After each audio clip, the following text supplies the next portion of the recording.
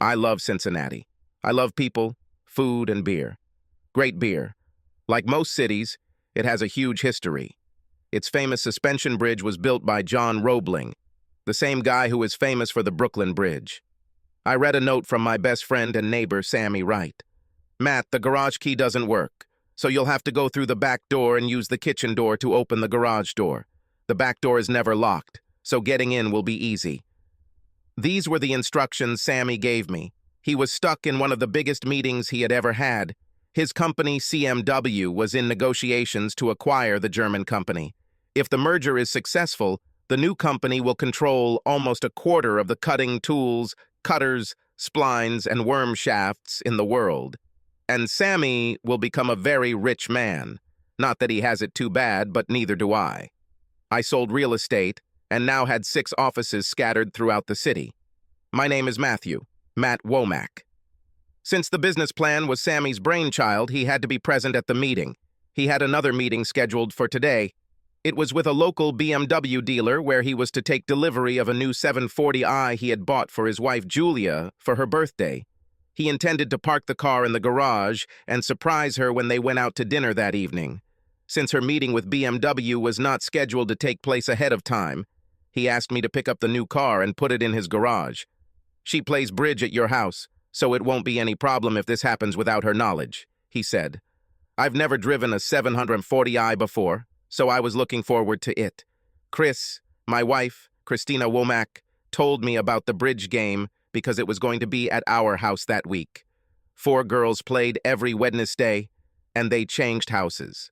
Of course, there was Chris and Julia, plus Kendra Page and Cindy Epstein.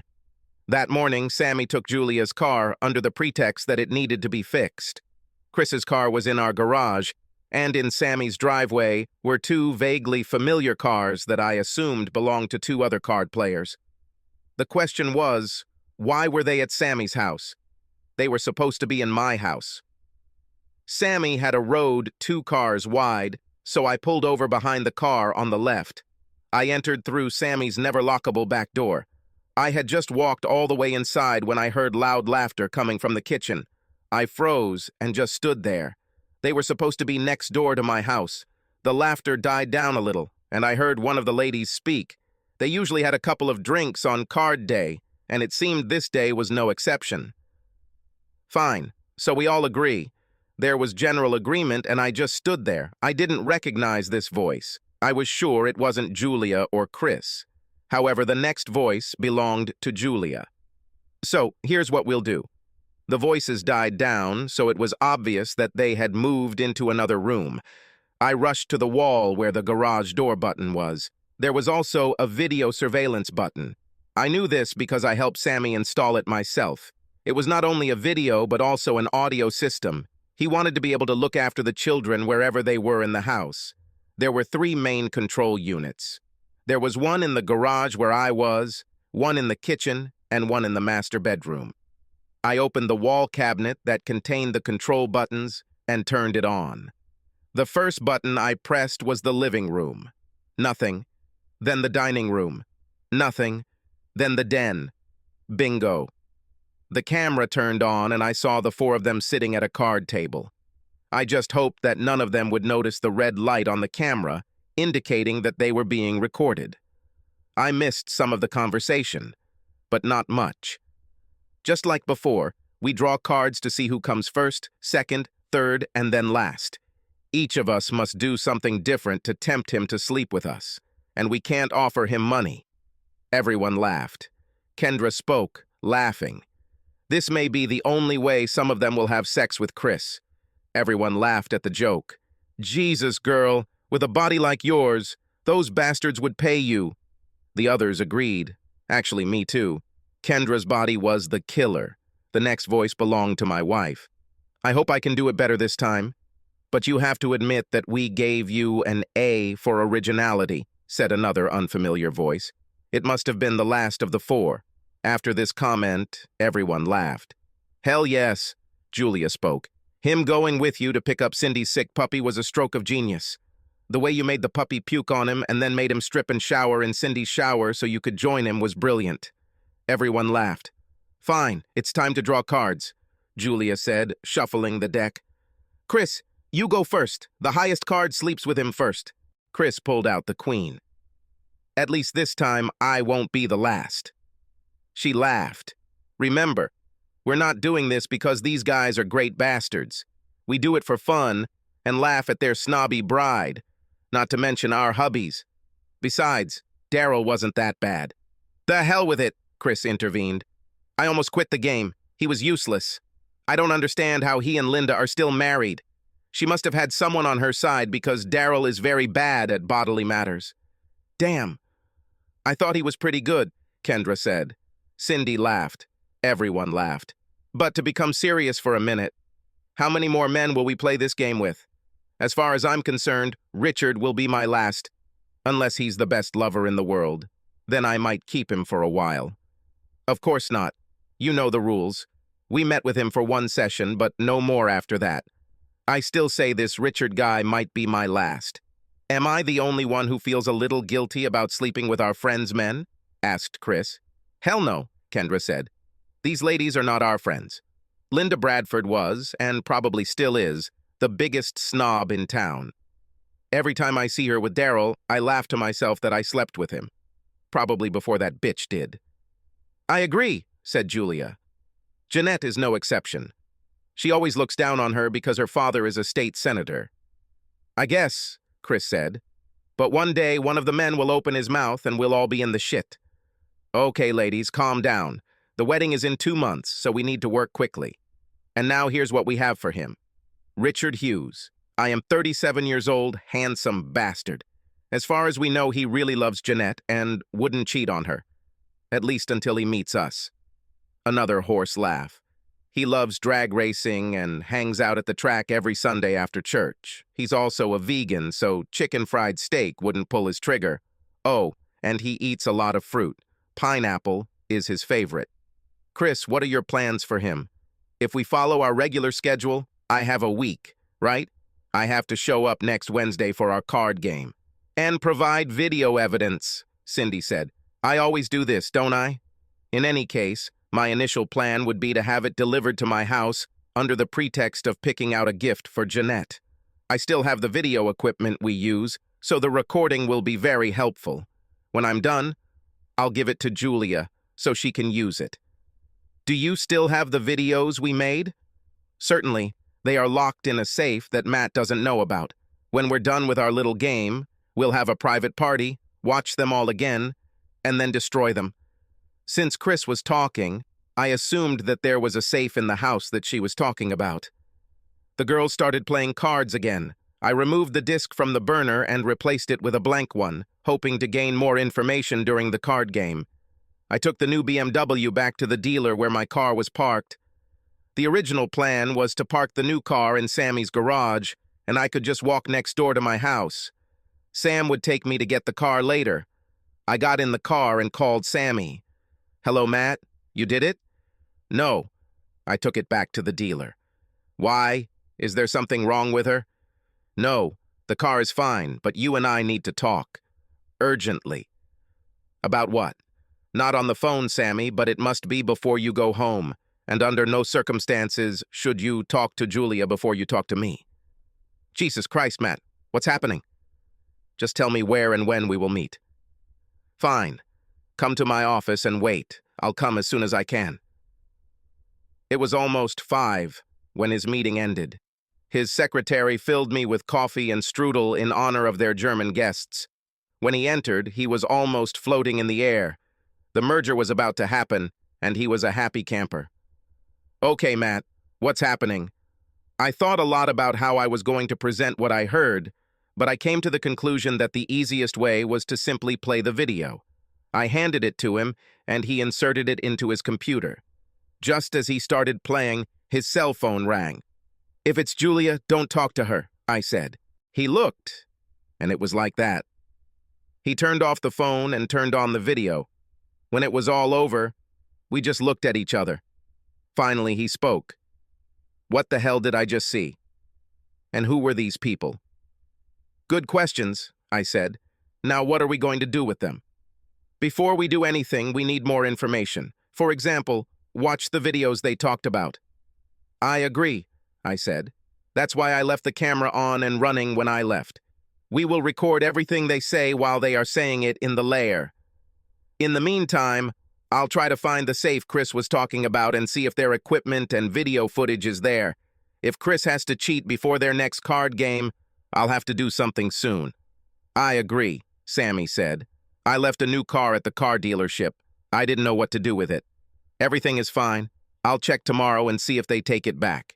If Julia cheats with other men, I'll be damned if she gets a new car from me. We were just leaving his office when Chris called. Where are you? Do you know what time it is? I'm with Sammy and I'm going home. I'll be there soon. Fine. Love you. I love you too. But I'm not sure how much longer I'll love, I thought to myself. Sammy, do you have a private detective that you use? Yes, what should be done? Could he find out who Richard Hughes is and where he works and all that? Of course, Sammy said. Fine. You know this Jeanette the girls were talking about? Not really. Fine. She and Richard will be married in 2 months. Let's see what a detective can do about it, I said. I think at some point we will have to involve other husbands in this matter. Isn't it? I know. Let's wait and watch the video. I know for a fact that if Chris sleeps with one more guy, our marriage will be over. It's the same with me, and I'm sure other husbands will feel the same. When I returned home, Chris was sitting in our den. She stood up, came up to me and tried to kiss me, but I turned my head and her kiss hit my cheek. She was surprised when I turned my head, but simply asked, "Did you have a hard day?" "Yes. Everything is fine? You look tired." "This is true. I'm going to take a shower and go to bed." "Help is needed?" she asked with a smirk on her face. "Not today," I said. Maybe never again, I thought. The next day was Thursday. I took the day off and she had some things to do. Before she could leave, I started looking for the safe. It took me 5 hours to find it. I didn't stop during those 5 hours and completely combed my entire house. I quickly looked through the garage and adjoining workshop because I spent a lot of time there and I didn't think she would put it in such an obvious place. The most logical place, in my opinion, was her closet, because I rarely went there. I finally found it in the living room fireplace. All 3 of our fireplaces had natural stone inserts. I crawled around the floor looking for anything out of place. A crack in the floor, a small hole in the wall. Something suspicious. I looked at the fireplace several times and saw nothing. And there it was, a tiny scratch on the marble fireplace. This in itself would not have piqued my interest. But the scratch was arched, as if there was something on the axle. I took out the screen and pulled the left end of the fake insert. She moved. I pulled it out as far as I could and saw where a square had been cut into the marble fireplace. There were also 2 holes in the marble floor. At the bottom of the fake log were 2 long metal skewers. I inserted them into 2 holes and felt a piece of marble pop out. I removed the heavy piece of marble and set it aside after looking at the spring-loaded locking device. I leaned over, looked down, and saw the safe dial. I sat down on the floor and stared at the fireplace. My body was shaking.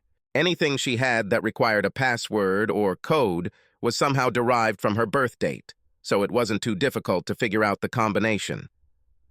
The door opened on the 3rd try. The inside of the safe was about a foot square and about a foot deep. Inside was a small video camera with various wires and cables, as well as several videos. I was tempted to take them out, but decided to wait until I knew I had more time. I closed and locked the safe and went to the refrigerator for a beer. I took a long sip and called Sammy.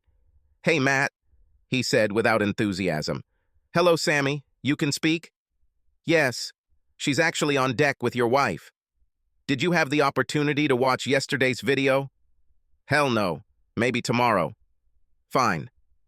I found the safe that Chris installed. It contained several videos and a small camera. "Did you watch the videos?" he asked. "No. I knew she was not at home, but I was afraid that she would catch me. I didn't know she was at your house. They're getting up, so she's probably getting ready to leave." We hung up. 5 minutes later, the garage door opened, and she pulled inside. Entering the house, She put down the bag she was carrying and tried to kiss me. I did the same thing I did before. She wanted to say something but changed her mind. She started eating dinner. I barely ate anything, but she definitely had an appetite. Later, in bed, she started pestering me, but I thanked her, rolled over, and then fell asleep. The next day was Friday. Chris left home at 9. I followed her. Sammy called to me as I followed her. His investigator had some news about Richard Hughes. He was a creature of habit. He was a bankruptcy lawyer whose office was right across the street from Sammy's house. Never married. He was Episcopal who always went to church every Sunday, had lunch every day in the same place at the same time. He always came to work at the same time and left at the same time. He was engaged to Jeanette Faraday, and the wedding was 2 months away. The ceremony was to take place at St. Anthony's Episcopal Church, followed by a reception at the country club. The reception was a sit-down dinner for 200 people. We talked for a few more minutes, and I continued to follow Chris until she pulled into the public garage. I sat outside and watched her walk out of the garage, walk half a block, and turn into an office building. I knew where she was going, but I had no idea how long she was going to stay. I decided to go home and check the safe. I pulled out the videos. They were all marked: Julia and Daryl, Kendra and David, Cindy and David, etc. All 4 women had videos of David and Daryl. Either they were just playing their game with these two, or they just started recording their dates with them. Of course, I was more interested in whether my own wife had actually cheated with another man, or 2. But there was another side of me that was interested in other wives as well. Kendra had the perfect body. I've been wanting to see it for a long time, and it lived up to my expectations. Cindy always struck me as the quietest one in the group. I had a hard time believing that any of them could cheat, but out of all of them, I thought Cindy would be the least likely. I was very wrong. She was funny to watch. Then it was Chris's turn. I've put this off for too long. I've embedded a video labeled Chris and Daryl. Seeing her with someone else, I became convinced that I would never kiss her again. I stopped the video and called Sammy. Sammy, this was all recorded on video. Chris, Cindy, Kendra, and Julia. Each of them has 2 videos. Each one shows them cheating with some guys named Daryl and David.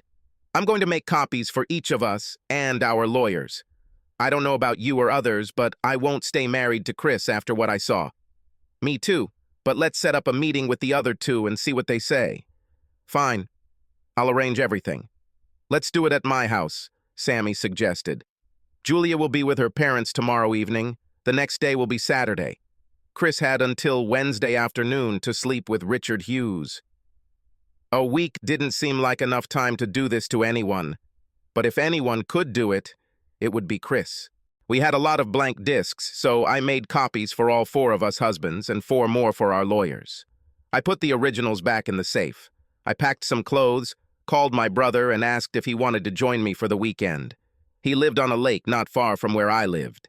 It was close enough that I could keep an eye on Chris. I called her. "Hello, honey. Where are you?" she asked. "On the way to Harold's. I'll spend a few days with him." I could almost hear her brain working, thinking this was the perfect time for me to leave. This way it would be easier for her to sleep with Richard. "When will you be back?" "Not until Tuesday afternoon."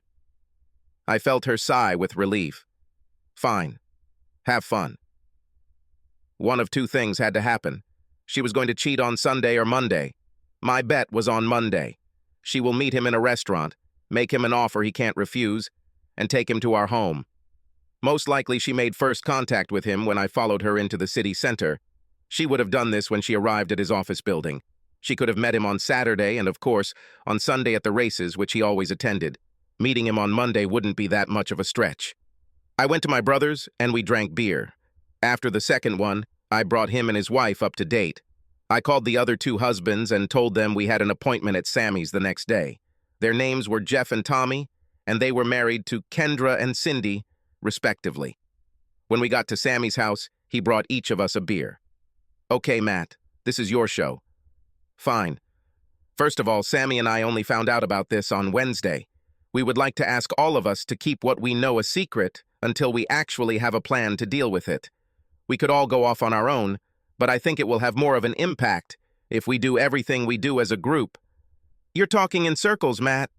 Give us a clue, said Kendra's husband, Jeff. Fine. All of our wives have cheated on us at least twice, and they have chosen their next target. Bullshit. Cindy would never cheat on me, Tommy said. I remembered the video of Daryl. I picked up the video. All the evidence is here. I passed them around. How do you know? I told them. I ended with the words, apparently, they pick some bride-to-be that they don't particularly like, and they all sleep with the potential groom, and they do it for the crap and the giggles. Now I know I'm going to divorce Chris, and Sammy's going to divorce Julia, but we don't know anything about you guys. This is still new to you, and you need time to digest it. All we ask is that everything we do together. This means you don't tell wives that we know what they have done or are planning to do. Chris must sleep with Richard Hughes before Wednesday and record it to prove to others that she did it. Then it's Julia's turn, and she has a week. Then Kendra, who also has a week, and finally Cindy, who also has a week. I believe Chris is going to do this at our house on Monday. She will set up her camera, but I will too. I'd like to film them all together in a month, bragging about how they did it, and then we'll arrest them. That would mean we all sit on what we know and let our wives get on with it. That sounds like a plan I could go with, Sammy said. But Tommy, you will have the hardest time waiting all this time. What do you think? Tommy waved the 2 discs he held in his hand. I'm going to wait a couple of days before I look at it, then I'll decide. Fair enough, I said. But if you decide you can't wait, let us know before you do anything. We'll be done. Since we already have a video of how they cheat, why are we waiting? Why don't we confront them now? Asked Jeff. We could, but I think we would have the biggest impact on videos of them gloating about how they cheated on their stupid husbands for fun.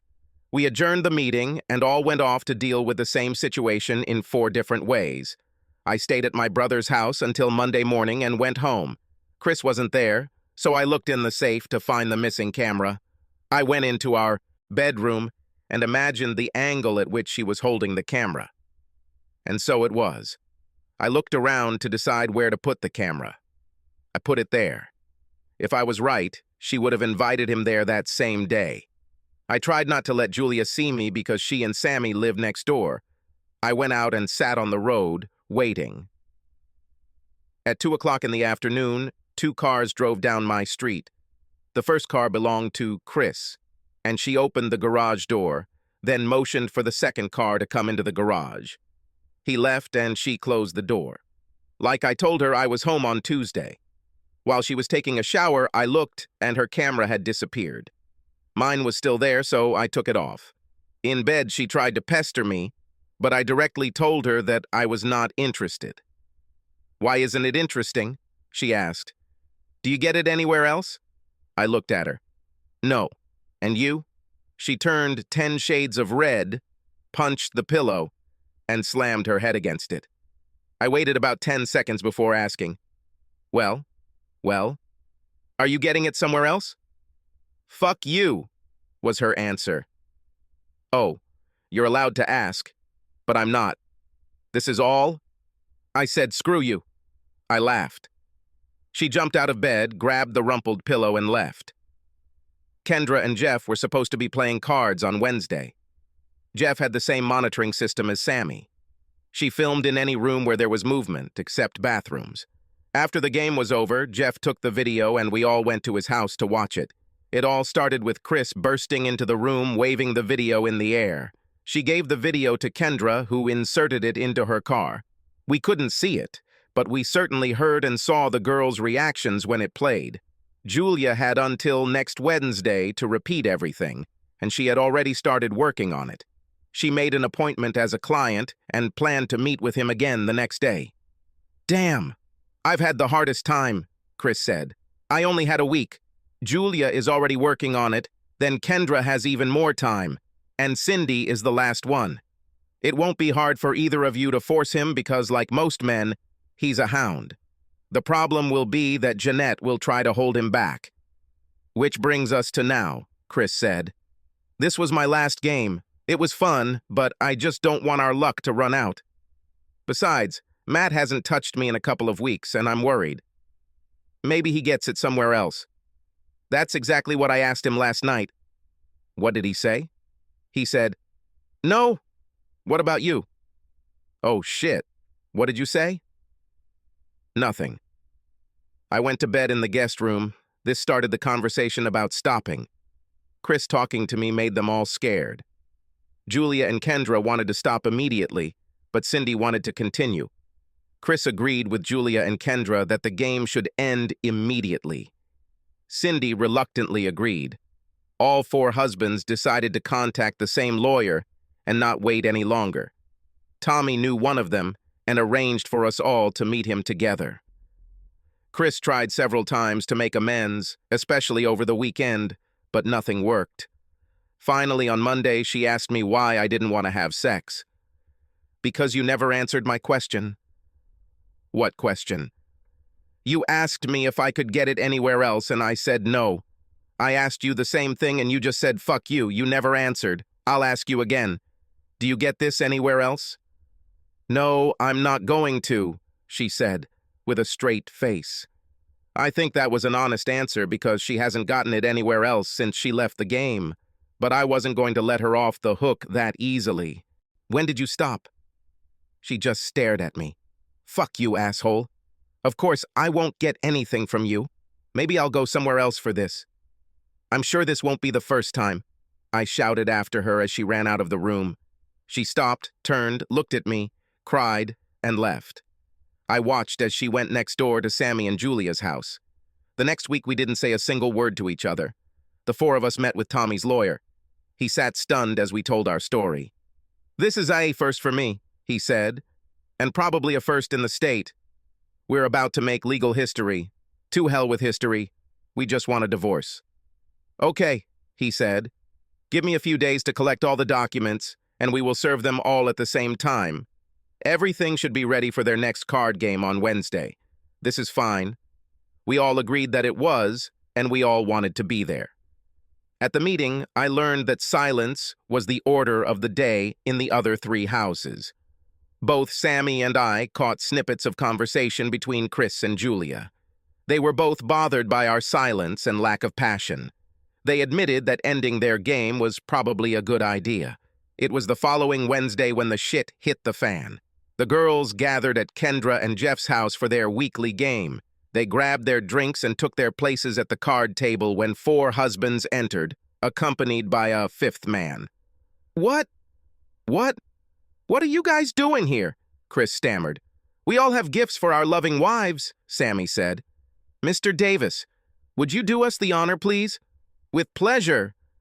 Mrs. Kendra Adams? It's me, Kendra said, taking the envelope. Don't open it until everyone has been given away, Mr. Davis said. Mrs. Cindy Lawson. Mrs. Christine Womack. It's me. And Mrs. Julia Wright. Okay, now you can all open them and congratulate each other. You've all been served. Enjoy your card game, ladies. Kendra spoke first. Jeff, what the hell does this all mean? It's about Daryl, he said, tossing her a video that said Kendra and Daryl and David. He threw another video. Do I need to say anything else? All four of us were begging, sobbing, moaning, and crying as we walked out. I was sitting in the office watching TV when she came in and sat down in her chair. How long have you known? Long enough. Can we talk about this? No. So, what's going on? You pack your shit and leave. I won't do this until I talk to a lawyer. Fine. Talk to Richard Hughes. He is one of them. I mean, the divorce lawyer. Don't forget to show him your videos and this. I threw her 2 more videos. What is it? This is where all 4 of you brag about how much fun it was to play your game and how much fun it was to laugh at your husbands. She sat for a long time with a detached look. How long will you give me to move out? Before dawn. You can't be serious. Everything that remains in this house after dawn will be thrown away. You can pick it up curbside." With these words, I turned back to the TV. An hour later, her father and brother showed up with pickup trucks and trailers. "Matt?" she asked. "Yes?" "What can I take from the furniture?" "Anything you want, especially a bed." Her father came up to me. "What's happening?"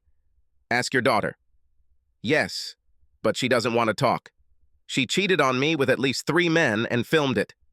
She then showed the video to her friends and bragged about it. Get her things out of here by dawn." I took him out of the office and sat down, listening to the knocking and movement of furniture. The sun was already rising when I heard the trucks driving away, and there was a knock on the door. "Enter." "I have everything except what I want from this room." "It's dawn now. Your time is up." "But Matt." "It's dawn now. Leave your key and garage door remote on the kitchen island when you leave." "But Matt." I closed the door while she stood there. I heard her cry when she left. I waited a few minutes before entering the next room. She did a pretty good job of choosing the furniture she wanted. The upstairs bedroom was empty. My t-shirts, shorts, socks, and other things that I had stored in my dresser were scattered on the floor. I looked, and her closet was empty. Out of curiosity, I checked the secret safe. It was empty. I made myself a cup of coffee and got ready for work. Sammy was leaving at the same time as me, so we stopped and chatted. "I saw her leave this morning." "Did you kick her out?" he asked. "That's exactly what I did. I gave her until dawn so her father and brother helped her. What about you?" "I'm leaving for Germany in a week, and I'll be gone for 2 months. I gave her time until then." "Where is she now?" "Trying to sleep. We didn't sleep most of the night." "Are you still divorcing her?" "Oh, hell yes." "Any news from the other two?" "Not yet. We both got to work. I was involved in high-end real estate. My parents and I owned several large pieces of real estate that we developed, as well as 15 business rental properties. We were doing well. I spent the entire morning in the office, mostly chatting with my father and updating him on my personal situation. That afternoon, I stopped by one of the properties we were developing and spoke with the site manager, and then headed home. The house had not seemed empty before, but when I entered it, there was an eerie, empty, echoing sound that seemed uncomfortable to me. I turned on some music to reduce the echo. This helped a little. The next morning I worked, but after lunch I went to buy furniture. I couldn't leave my underwear in a pile on the floor. I knew I was a little out of touch with the cost of some household items, but the cost of a set of sheets shocked the hell out of me. The furniture I chose wasn't the best quality, but it would do. They delivered my new items the next day. Everything was in place when I decided to check other husbands. Of course, I talked to Sammy, so I called Jeff Adams first. "Hello, Matt. How are you?" he said, answering. "Not so bad. I'm just wondering how you're doing." "Not bad. It's pretty quiet here." I chuckled. "And here too. Is Kendra still there?" "No, and I don't know where she is. I haven't seen her since Wednesday." "Have you contacted her family?" "Hell no. Honestly, I don't care where she is. I was going to spend the weekend picking up her shit and throwing it away. What about you?" "Everything is fine here. I kicked Chris out Wednesday night and didn't see her." "Have you heard anything from the others?" "I talked to Sammy," I said. "Julia is still in their house. He's leaving for Germany in a few days and will be gone for a couple of months, so she'll stay in the house until he returns." "I haven't heard anything from Tommy. I decided that I would call him sometime today." "Fine. Let me know if he or any of you need anything." "I will do so. Thank you." When I called Tommy, no one answered. I tried several times throughout the day, but my calls always went to voicemail. The rest of the weekend passed quietly. Monday morning, I saw Sammy and Julia driving away in her old car. She was driving. Took him to the airport, I guessed. It felt normal to see them together, and surreal to remember what had happened over the past few weeks. When I returned home, the environment was even more surreal. I took the beer to the back deck and was just starting to sit down when I heard a noise coming from Sammy's house. I looked, and all 4 ladies from the bridge club were sitting on the deck, talking and drinking. I took my beer and returned to the house. I dialed Tommy's number again. He replied. She and Cindy tried to work things out, but to no avail. Looks like quiet little Cindy wanted to keep sleeping with other guys. Tommy didn't like the idea, so divorce was on the line for him too. I needed something to do, so I went to my office and started paying bills. I went to the bank's website and discovered that half of our money was gone, as was half of our investment portfolio. Damn this bitch. I forgot about it. I had over a month to protect my finances, but I didn't. It was a costly mistake. I fussed and fussed until I went to bed at midnight. The Bridge Club ladies' cars were still parked in Sammy's driveway. The next morning, there were 3 husbands in our lawyer's office. Sammy was in Germany. I told the lawyer about the money, and he assured me that I would most likely get it all back. How? I asked. In the package that all the wives received, there was a court order stipulating that none of you could spend any money other than normal living expenses without the court's consent. Today she will be served and forced to return everything to its place until the court allows it. I breathed a huge sigh of relief. That evening my phone rang. It was Chris. What do you want, Chris? What should I live on? I don't care. I'm still your wife. Only in name. You stopped being my wife when you started playing your little game. Matt, it was a mistake, and I'm really sorry. You should have thought about it. Oh, I'm so sorry. And none of them were as good as you, honey. Let me go home and talk. No way in hell. You can continue to live with your parents. I won't stay with them. I'm staying with Julia. What are you doing? I'm staying with Julia. Does Sammy know? He's in Germany. Why should he care? I laughed out loud. Give me the money back, Chris, or I'll throw your ass in jail. I ended the conversation. The money was returned the next day. My life went on. Sometimes I would see Chris next door working in the yard, washing his car, or just messing around. She never spoke, and neither did I. It's time for the first meeting. It didn't do her any good. The videos were her downfall, and she knew it. The best she could get was a little alimony and nothing more. Her lawyer fought everything he could, and my lawyer fought back. We won, and everything was settled. The rest were the same. Sammy flew to the first meeting and found out that Chris was living in his house. He let her stay. He's a much nicer guy than me. We all had divorce hearings with the same judge on the same day. The newspapers caught wind of it, as did the television stations. The courtroom was crowded with journalists. It even became national news and was big news for a week. Several reporters dug deeper into the story and learned about the sex games at the Bridge Club. This made the case even more scandalous, especially when 3 men were exposed. The logical conclusion was 3 more divorces and new news reports. Before their little sex game was interrupted, none of the 4 wives needed a job, but divorces changed that. The alimony they received never allowed them to live anywhere near the way they lived before. Sammy returned home, and Julia and Chris were not home.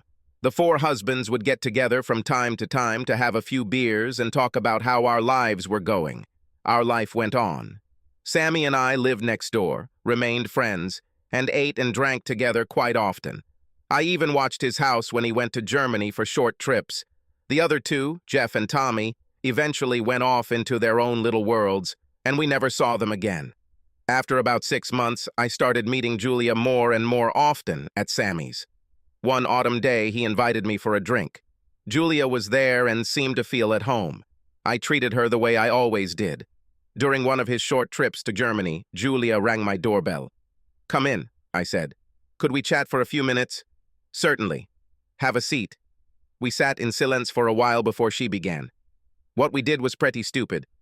You will receive no objections from me. I don't even know how it started. It was something about women you didn't like." "Yes, but not really." "This doesn't make any sense," I said. "Matt, none of this made sense. We ruined 4 marriages, mostly on a bet. Argument? And it all ended in the destruction of 7 marriages, as far as I remember." "You are right. It was 7. God, how stupid." I let her sit and think. "Actually, I think it was Ellie's idea originally. Ellie was Eleanor Swenson. She was their substitute bridge player. When one of the regular players was not available, she was invited.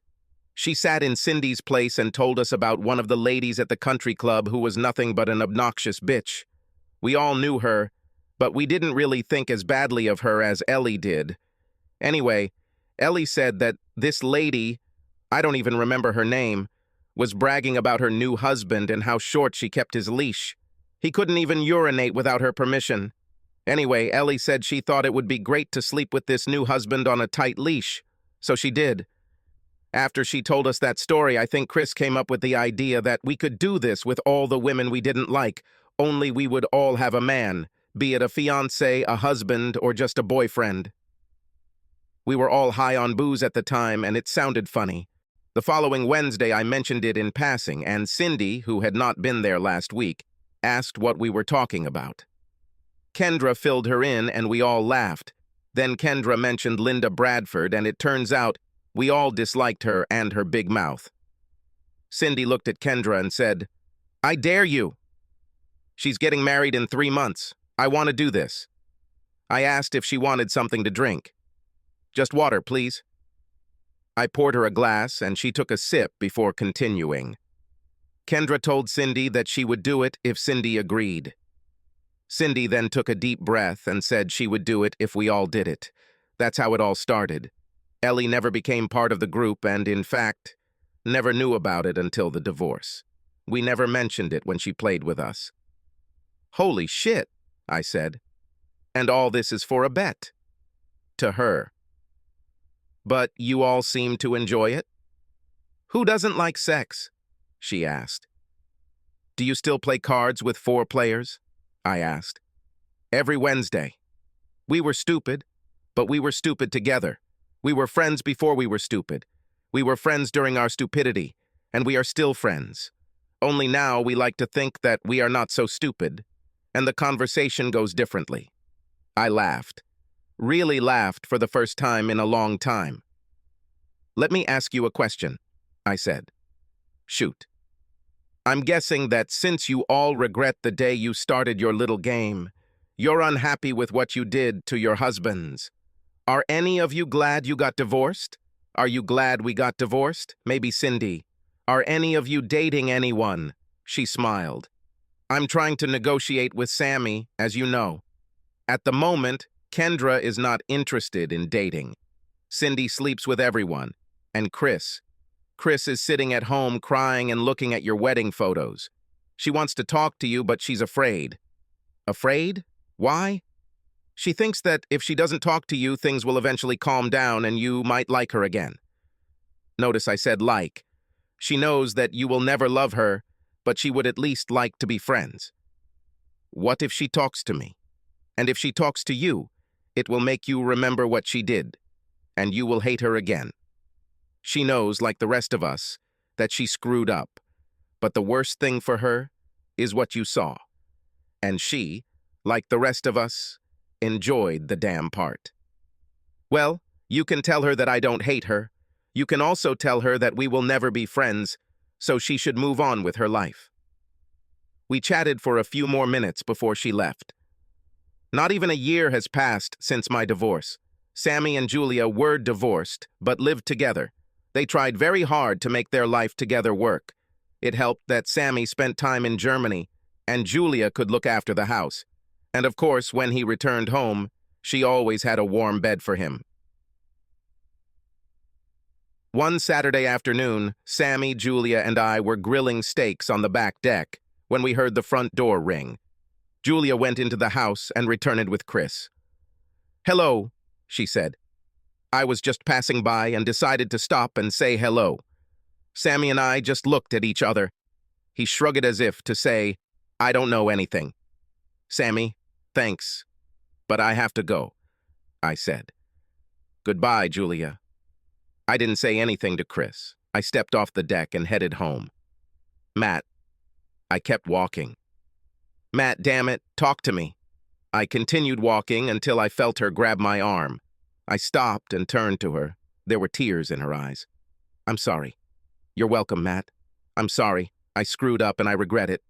Just forgive me and give me a chance to talk to you." What can you say that you haven't already said? Should I say that you apologize for the 1,000th time?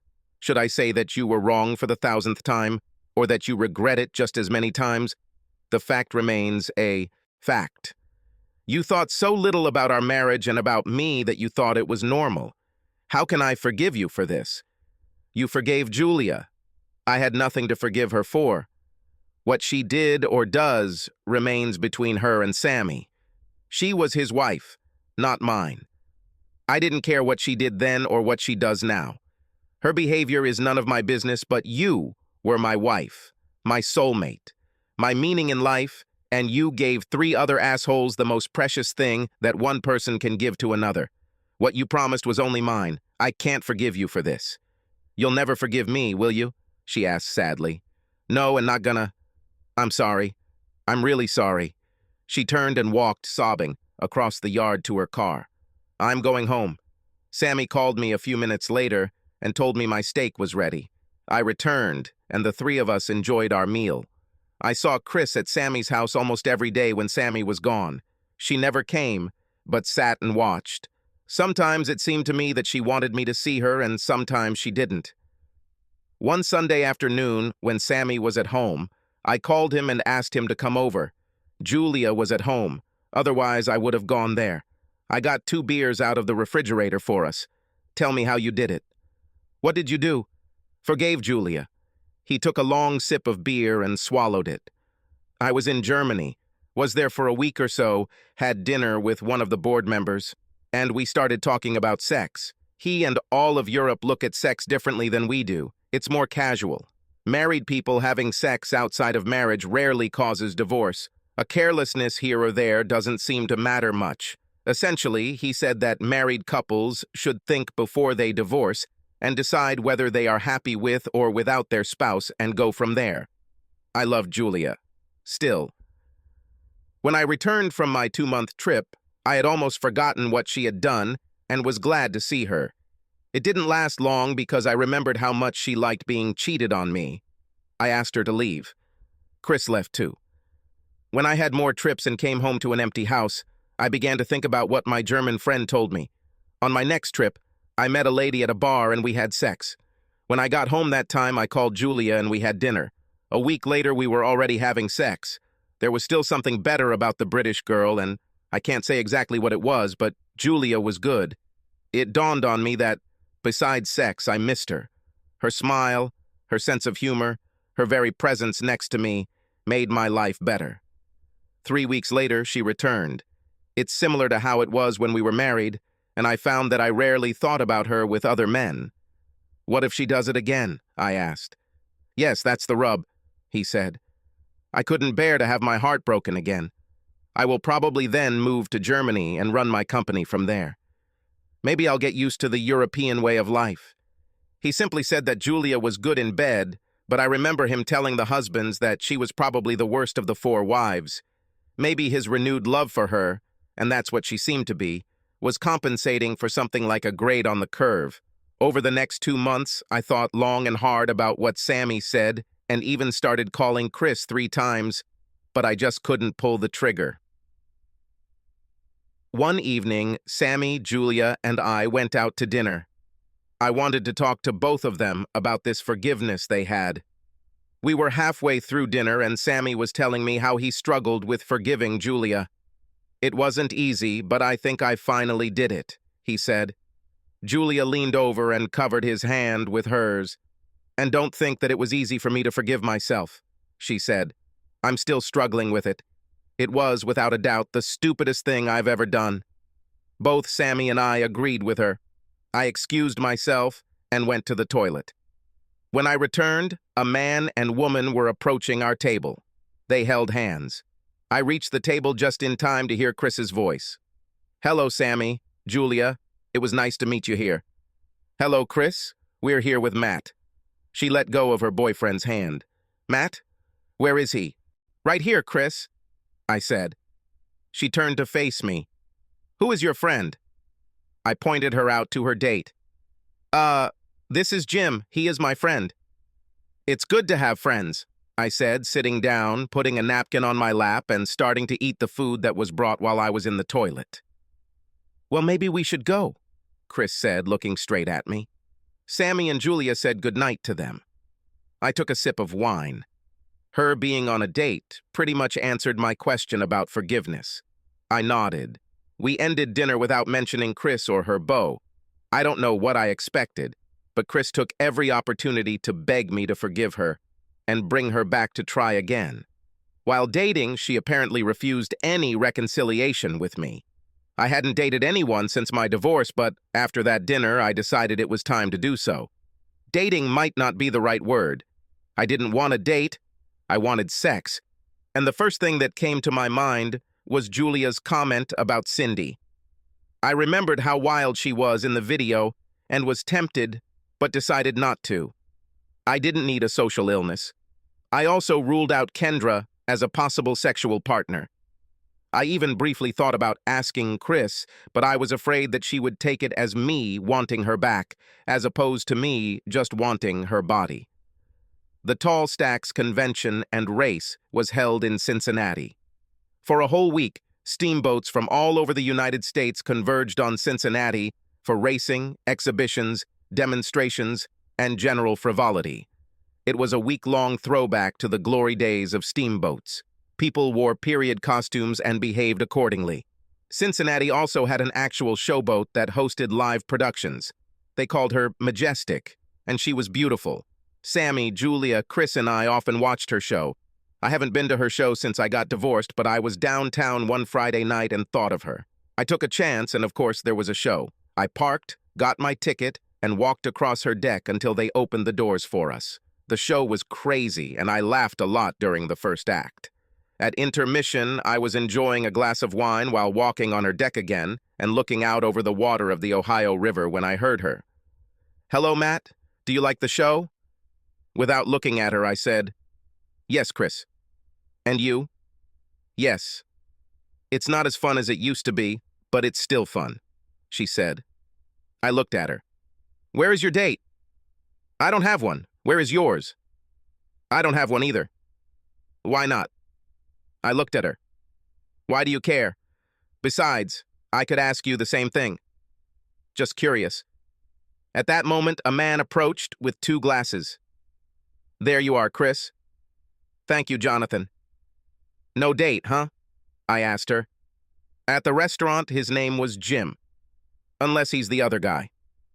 I looked at Jonathan, and he was definitely different. This guy was old enough to be her father.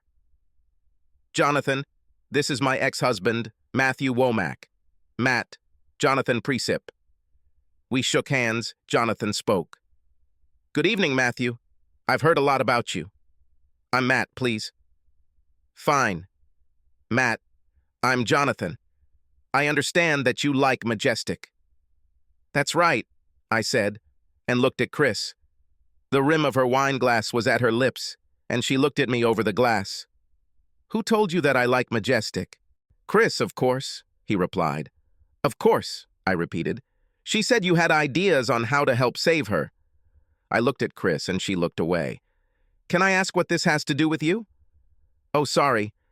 I belong to a group interested in preserving things like our zoo, the Fountain Square Fountain, the Taft Museum, and other sites worthy of preservation." "And how exactly does Chris fit into this?" I looked at her just as the bell rang, calling us back to our seats for the second act of the play. "Can we talk after the show?" he asked. "We'll see." I dodged.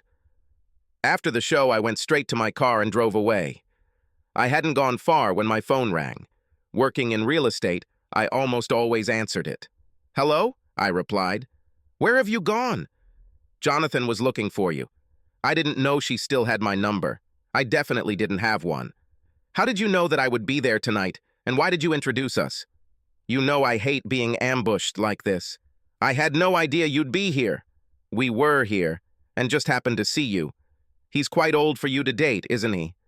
"It wasn't a date. Several committee members were there to review it. They are trying to decide if they want to invest in saving the Majestic." "And how exactly do you fit into this?"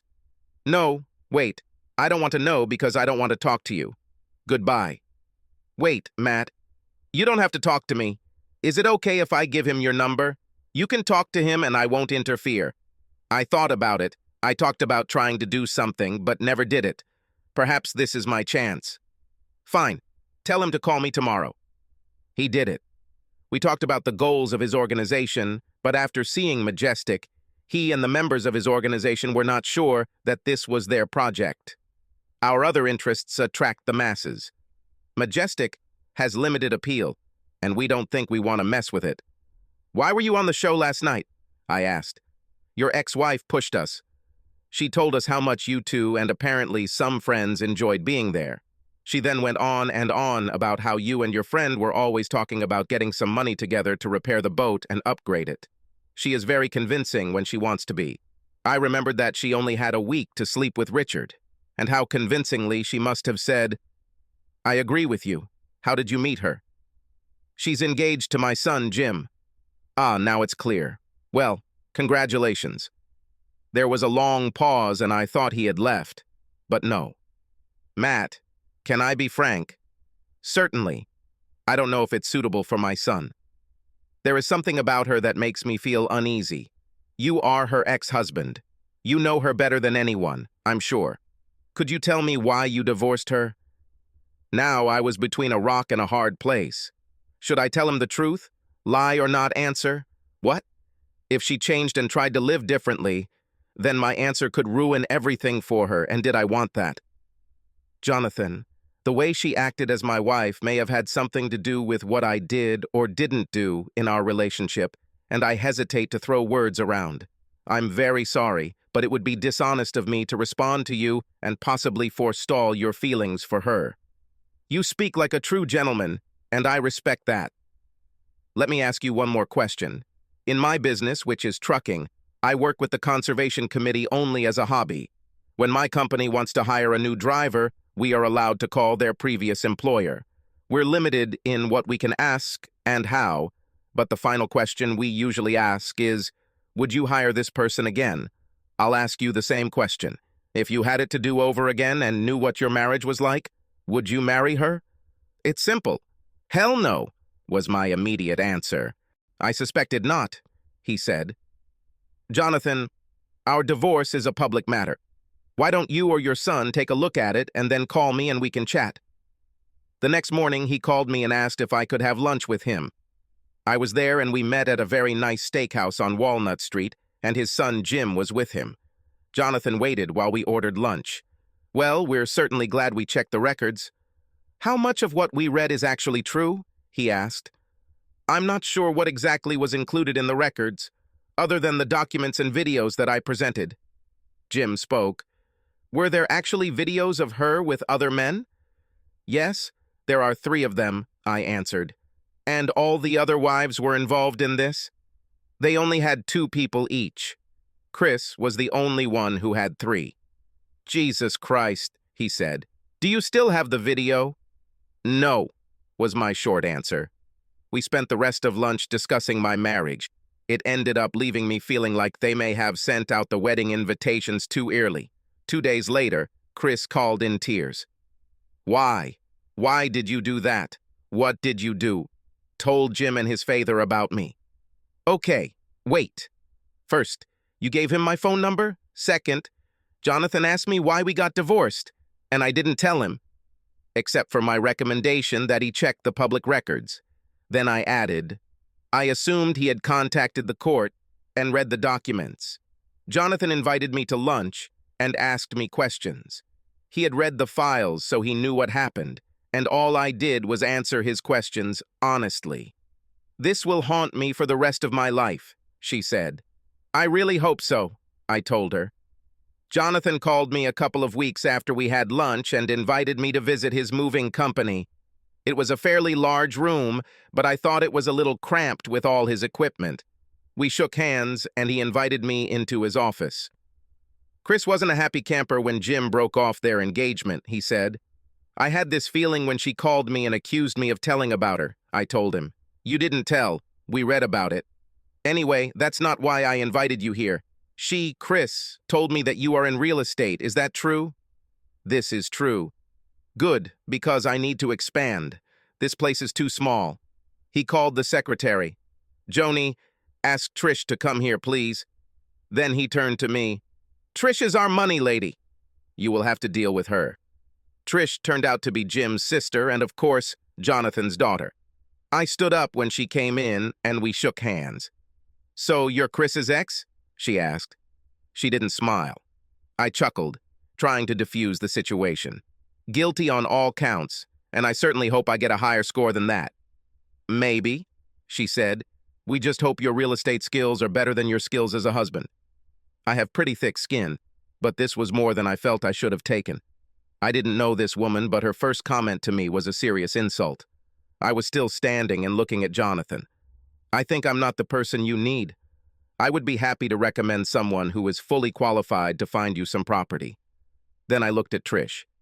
You obviously know about my marriage because your father and brother discussed it, but if you had been paying attention while they were talking, you would have known that I did nothing wrong before, during, or after the marriage, so that there was nothing wrong with my man skills.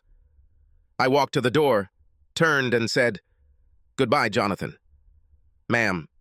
I left, and Jonathan's curses at his daughter echoed throughout the building. My phone rang before I even left their property. It was Jonathan. "Matt, come back. She's just in a bad mood. Everything will be okay." "No thanks. I don't see where we should go except down. I don't think we would be comfortable working with each other. However, I have given serious thought to finding someone to help you, and I know of at least 3 properties that would fit your needs.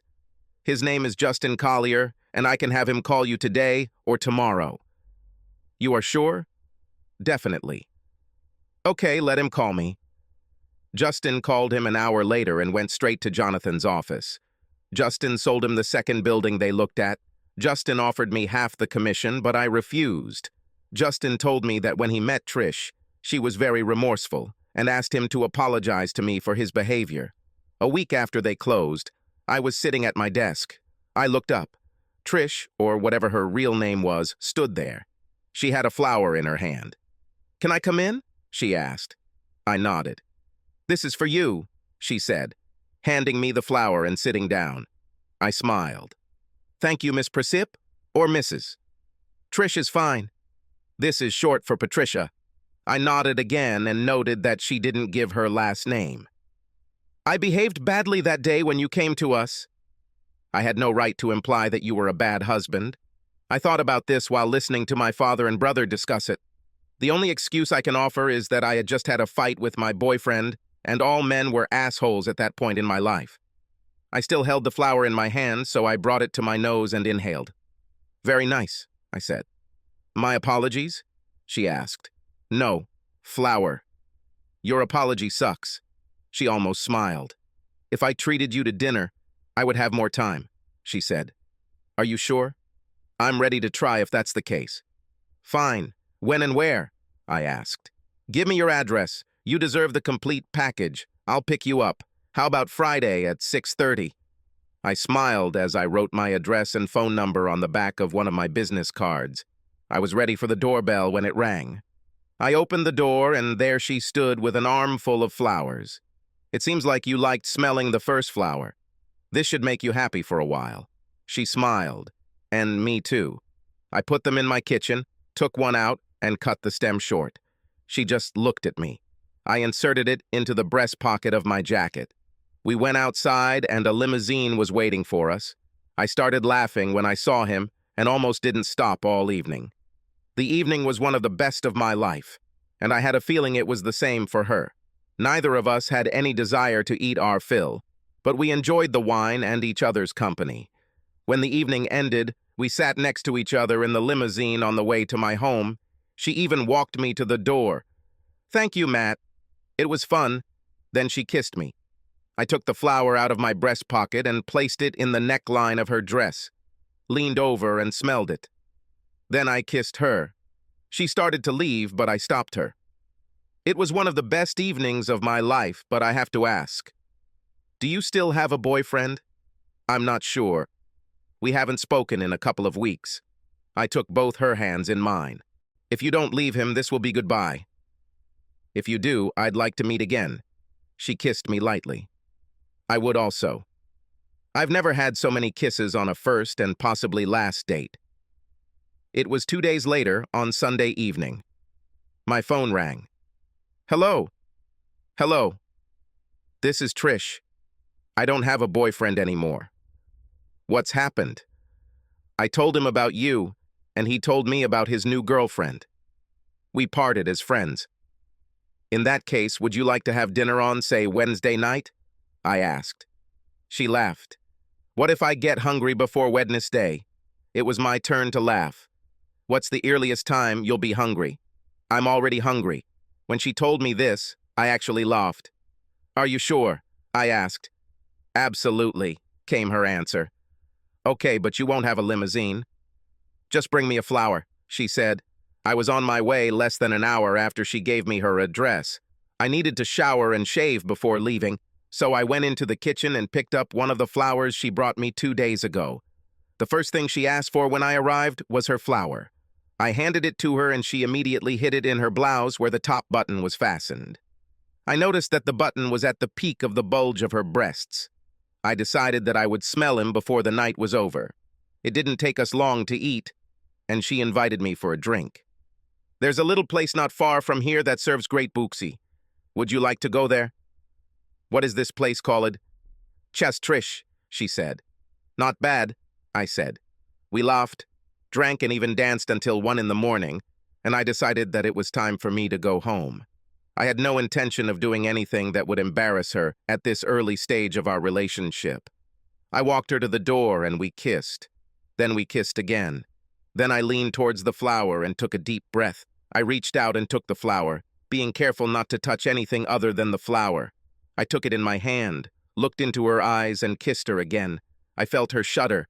I smiled, wished her good night, and went home. We had just started our 2nd month of dating and were having dinner at a restaurant. Cincinnati, like every other city in the world, has some great restaurants. We went out at least 3 nights a week, and every weekend except the previous one. Our dining experiences have gone from Chili's in Cincinnati to Michelin-rated restaurants and everything in between. We were looking at each other more than we were eating when I heard a voice that sent shivers down my spine. "You're an even bigger asshole than I thought," said the voice. "You made them get rid of me to get her." "It's very sad, Matt. Oh, by the way, hi, Trish." "Go to hell, Chris," I said without turning around. "Fuck you, Matt," she said in a broken voice, and left. Soon after that, we went to my house. It was a Friday night and still early, so I called Sammy and Julia to see if they wanted to join us for drinks. They weren't dating Trish, and I decided it was time. After everyone got acquainted, Julia started laughing. I didn't tell Trish that Julia was one of the 4 ladies of the bridge club. "So it's you?" said Julia. "Who?" Trish asked. "I just talked on the phone with Chris. I assume you know her?" "Indeed, I know. She was engaged to my brother. She told me that she saw you together." "Yes, indeed," Trish said. "I would guess that she was not very kind." "You're right.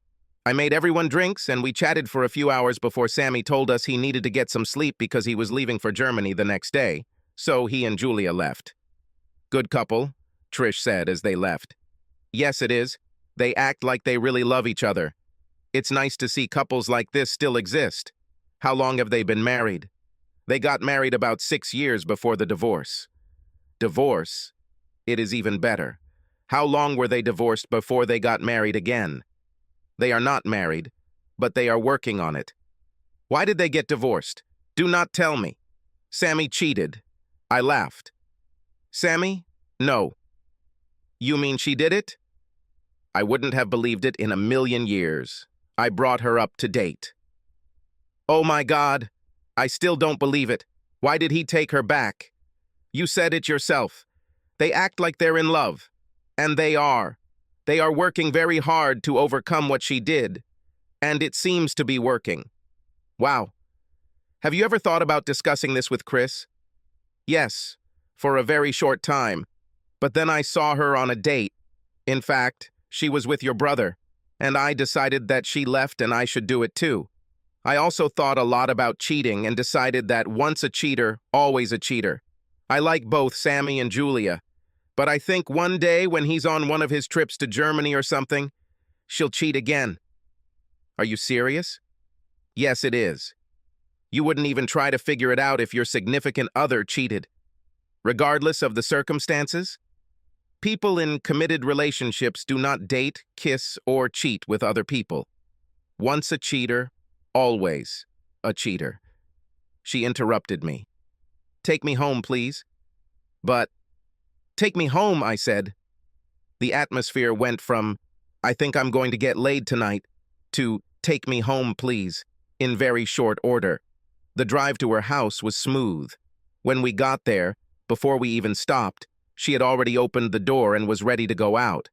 I hadn't stopped the car completely when she jumped out and, without looking back at me, said, "Goodbye, Matt." "Wait!" I shouted after her, but she was already running, and if she heard, she didn't pay attention to me. I tried to call her the next day, but my calls went straight to voicemail. This went on for a whole week until I walked into her office. I parked and walked to the door when her father stopped me. "She doesn't want to see you, Matt. Please don't call her or try to see her." "What the hell happened, Jonathan? What have I done?" "You didn't do anything. It was her." "What did she do?" "Just stay away from her, please." I looked at him and left. She and I haven't seen or spoken to each other for over 3 months. I dated a couple of women along the way and hooked up for the first time since I got divorced. I began to return to my usual routine. Plus, I grew a beard. I never had one, so I grew it just like that. There was a woman to whom I showed a very nice luxury house. It turns out she likes beards. She was recently divorced and was looking for a new home to live in. She also wanted sex. I've adapted it for both of these things. I had never slept with a potential buyer before. She looked at the house 3 times, and I was starting to think she wasn't going to buy it. This was our 4th trip to see the house. She was sitting in my car, and we were almost to the house when she spoke. "Matt, I don't need to see this house anymore. I'm going to buy it." She was about 10 years older than me, but I didn't care. When we got there, I opened the lock on the door, took out the key to the front door, and put it in my pocket. This will tell someone else that the house has been shown or used. We headed straight to the bedroom. Her name was Ruth, and she loved sex. We had no love, no emotions, no affection, only sex. I fucking loved it. Shortly after, I was looking at properties and decided I wanted some Cincinnati chili. I pulled into the parking lot and realized that this was the first stop Trish and I had stopped at together. I decided to stay anyway. I walked up to the counter, placed my order, and sat in a booth. Before I could do that, my order arrived and I started eating. I was eating, trying not to get the chili in my beard, when 2 women came in and, like me, had placed their orders and found an empty seat. One of them was Trish. She looked straight at me and I started to say hello, but apparently the beard confused her and she didn't recognize me. They were sitting 3 booths away from me. I stood up and went to the soda machine to get a Coke. I then grabbed my chili and headed to the booth right behind them. They were talking and did not pay any attention to me. The woman who was with Trish spoke very excitedly. It was the most romantic thing. He got down on one knee with passion and proposed, holding the ring out for me to see. Look, at this point, I assumed she had shown Trish her ring. Trish has had enough respect and said all the right things about how beautiful it was and how lucky she was and other girly things. The food was brought to them, and they were already eating when another voice spoke again. "When is Howard going to ask you this question?" Trish was silent for a few seconds before answering. I don't know." "You're going to say yes, aren't you?" "I think so." God, girl. I was head over heels in love when Jamie asked me.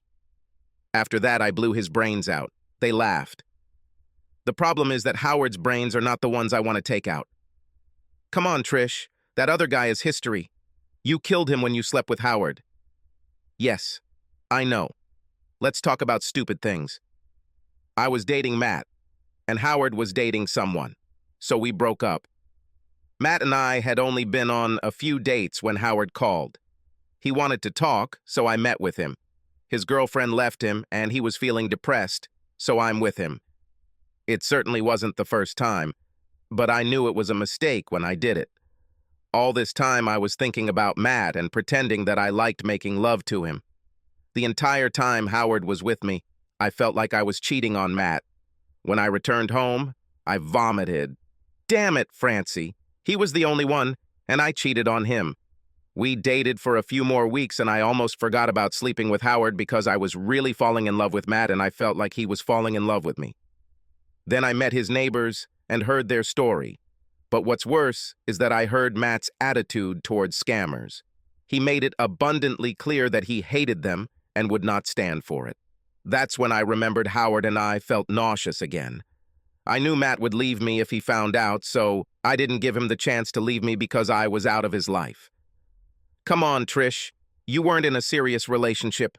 You didn't belong to him, so he can't blame you for that. There was a pause in their conversation. Have you talked to him at all? No.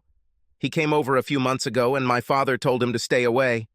And then, 2 months ago, Howard showed up again. At least you're having sex. Trish chuckled. My last time was Howard when I screwed up. Jesus, girl, you haven't had a physical relationship in months. Do you know you can go blind? They both laughed. The only one I want is Matt, but he was so adamant about cheaters that maybe I should give in to Howard. I'm really starting to need this. They talked for a few more minutes and left. I followed them. They walked over to Trish's car and she got in. Francie leaned toward Trish's window. Why don't you call him? What would I say? The truth. You can't be any worse than you are now. I will think about it. Well, that was an interesting few minutes, I thought. I drove home and immediately went to the next house to talk to Sammy and Julia. Sammy wasn't home, so I lashed out at Julia. You really like this girl, don't you? She asked. I think yes. Things were going pretty well for us until she left. I haven't seen her until today. You never found out why she left until today? Absolutely right. But you are thinking about forgiving her. Yes, but you haven't forgiven Chris. Chris was my wife when she cheated. There's a difference between getting married, cheating, and having sex with an old guy when you're dating a near stranger. Trish and I weren't in a serious relationship. Until today, I had no idea how deep her feelings for me were. I hesitated before speaking again. How are you and Sammy doing? She didn't hesitate. We have our difficulties, but I think we can handle it. We both know the saying, once a cheater, and so on. Especially me, but we never mention it. I love Sammy and would be completely lost without him. Every day I see in his eyes the pain I caused him, and my heart hurts, my soul cries, and I redouble my efforts to show him that he was right, forgave me. If you gave Chris a chance, she'd be the same. But now she has a new boyfriend, so she's moving on. Good for her. We were sitting, so I stood up and walked over to her. I took her by both hands and lifted her up. I'm glad it's working for you and Sammy, and I know you regret what you did. I see it every time I see you look at him. Either I'm not as strong as him, or I wasn't as in love with Chris as I thought. In any case, we will never know. I hugged her. Now I understand why he loves you so much. It's easy to forgive you. She hugged me, then kissed me on both cheeks, and I saw tears in her eyes. You cry a lot, don't you? I asked. She nodded. I'm crying because I was stupid. I'm crying because I hurt Sammy. I'm crying because I'm so lucky that he loves me. And I'm crying because I want you to be happy, whether it's with Trish or with someone else. I got out and headed to the next house. I knew what I wanted to do and started doing it. I took out my phone but didn't have time to call because it rang. I looked and it was Trish. I took a deep breath and replied, Hello. Hello, Matt. This is Trish. Can we talk? About what? How did you just walk away and leave me without telling me what I did wrong? Oh my God, you didn't do anything wrong. It was me. I did it. What did you do? Just not on the phone, please. I can come to your house or you can come to mine. When? Now. I can do it in 2 hours at my house. Fine, in 2 hours. See you then. Thank you. I ran out and bought her flowers, then took a shower and shaved my beard. She knocked on my door exactly 2 hours after she called. I opened the door and my heart started beating faster. Hello, Matt. Trish, come in. Can I get you something to drink? A strong drink of any kind of alcohol, she said. I poured a generous amount of bourbon into the glass and handed it to her. I enjoyed it. I knew why she was there and I knew what I was going to do, but she seemed scared. I remained very tense, which did not make things easier for her. Please sit down. I pointed to the sofa. She sat down, took a long sip of bourbon, and made a face. Then she did it again. I did something really stupid, she began. What have you done? When? Months ago. Oh, that's around the same time you left me. This time she took a small sip and shook her head. It was a couple of months ago. We just started dating. What did you do there? Oh my gosh, this is harder than I thought. She stood up. You and I have only met a few times. She stopped and took another sip. My ex-boyfriend wanted to see me. She stopped, put down the glass, and headed towards the door. Maybe I should do this another time. No, I said, grabbing her hand. You started it now and finish it off with this. You'll hate me. No. She took a deep breath. I slept with my ex-boyfriend, so I said it. And now I'll leave. I know about this, and you won't go anywhere. At least for now. Her eyes became huge. What you said? I said you weren't going anywhere. She interrupted me. Not this. Now I was playing with her. Oh, this. Yes, I knew about it. You knew? Why did you sleep with Howard? Yes, I knew. The fact that I knew she slept with him was a surprise, but the fact that I knew his name was a big shock. Her face turned pale and her eyes became huge. How do you know? It does not matter. What matters is, are you ever going to do this again? No. God, no. When he asks you to marry him, what will you tell him? She just looked at me. Knowing that she slept with him and knowing his name was huge, but knowing that he might propose to her was more than she could bear. She stood shaking her head in complete disbelief. I laughed internally and repeated my question. Well, what are you going to tell him? I'm going to tell him, he's not going to ask, how did you know about this? I told you it doesn't matter. Fine. Now you can leave.